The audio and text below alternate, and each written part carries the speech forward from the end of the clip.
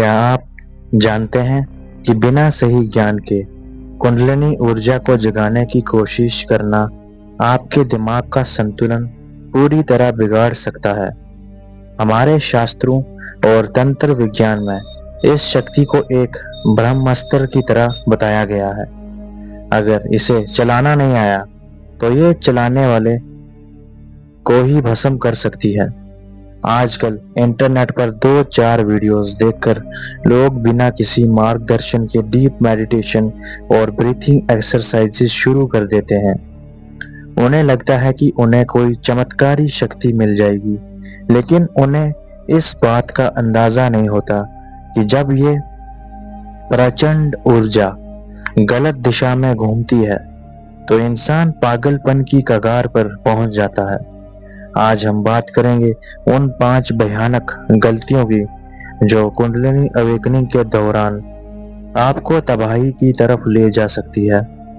पहली सबसे बड़ी गलती, बिना गुरु या गाइड के शुरुआत करना। कुंडलिनी कोई मजाक नहीं है, ये आपके अंदर छुपी हुई ब्रह्मांडीय ऊर्जा को सबसे बड़ा स्रोत है। जब ये शक्ति जागती है तो ये आपके जिस्म और दिमाग के हर हिस्से को झंझोड़ देती है।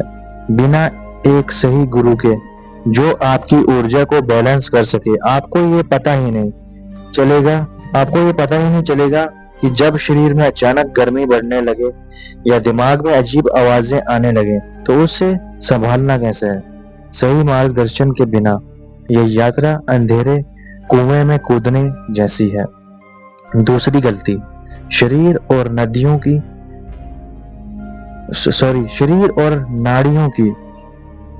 यानी जो हमारे बॉडी में जो नाड़ियां हैं उनकी शुद्धि ना होना। हमारे शास्त्रों में बताया गया है कि कुंडलिनी को जगाने से पहले शरीर का यानी पिंगला और सूक्ष्म नाड़ी और इडरा नाड़ियों का साफ होना जरूरी है। अगर आपका शरीर अंदर से शुद्ध नहीं है, आपका खान पान गलत है और आपका चित्त अशांत है तो ये ऊर्जा ऊपर उठते वक्त बीच में ही अटक जाती है। जब ये शक्ति ब्लॉक से टकराती है तो शरीर में भयानक दर्द, बेचैनी और दिमागी तनाव पैदा होता है जो इंसान को चैन से सोने नहीं देता। तीसरी गलती, लोअर डिजायर्स यानी वासना और क्रोध पर काबू ना होना। अक्सर लोग ध्यान तो शुरू कर देते हैं पर उनके अंदर गुस्सा, नफरत और वासना पूरी तरह भरी होती है।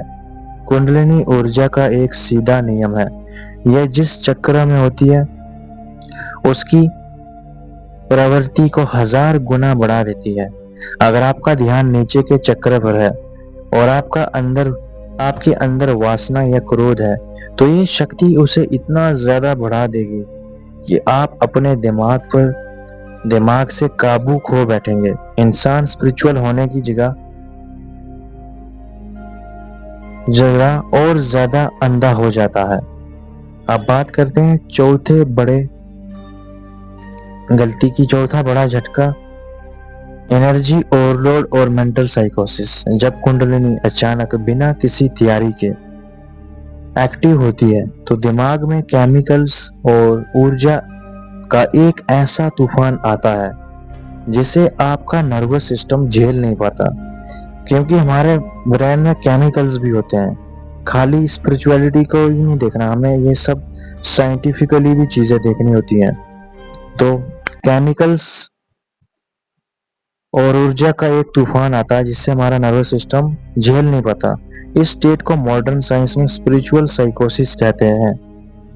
इंसान को ऐसी चीजें दिखने और सुनने लगती हैं जो आम लोगों को नहीं दिखती, यानी हेलुसिनेशन होने लगता है। वो बहुत भविष्य के चक्कर में फंस जाता है और धीरे धीरे लोग उसे पागल समझने लगते हैं, क्योंकि उसके इस भौतिक संसार से कनेक्शन पूरी तरह टूट जाता है। उसका जो ये भौतिक संसार है उससे कनेक्शन ही टूट जाता है, वो भी पूरी तरह से। पांचवी और आखिरी गलती, ऊर्जा का ग्राउंड ना कर पाना। ऊर्जा को ग्राउंड ना कर पाना, ये सबसे जरूरी है और यही गलती लोग करते हैं। जब आप मेडिटेशन करते हैं और ऊर्जा ऊपर उठती है तो उसे वापस ब्रह्मांड में या धरती में ग्राउंड करना जरूरी होता है। जो लोग सिर्फ ऊर्जा को ऊपर खींचना जानते हैं पर उसे वापस शांत करना नहीं जानते, उनका दिमाग हमेशा एक हाई वोल्टेज तार की तरह जलता रहता है।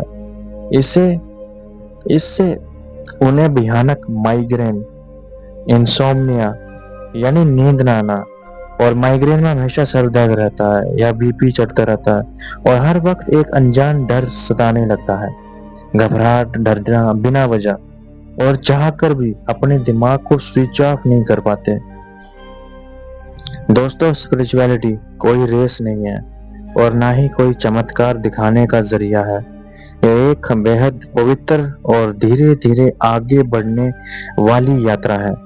अगर आप भी ध्यान करते हैं तो पहले अपने मन को शुद्ध करें, ना कि शक्तियों के पीछे भागें। जैसे आप जिम जाते हो, बॉडी बनाना चाहते हो, तो आपकी बॉडी एक ही दिन में नहीं बनती। धीरे धीरे कुछ साल लगते हैं, 5-6 साल लगते हैं, 10 साल लगते हैं, फिर जाके अच्छी फिजिक बनती।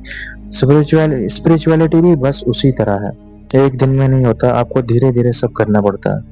अगर आपको कभी मेडिटेशन के दौरान ऐसा अजीब अनुभव हुए हो तो मुझे नीचे कमेंट्स में जरूर बताइए ताकि हम इस पर और गहरी बात कर सकें।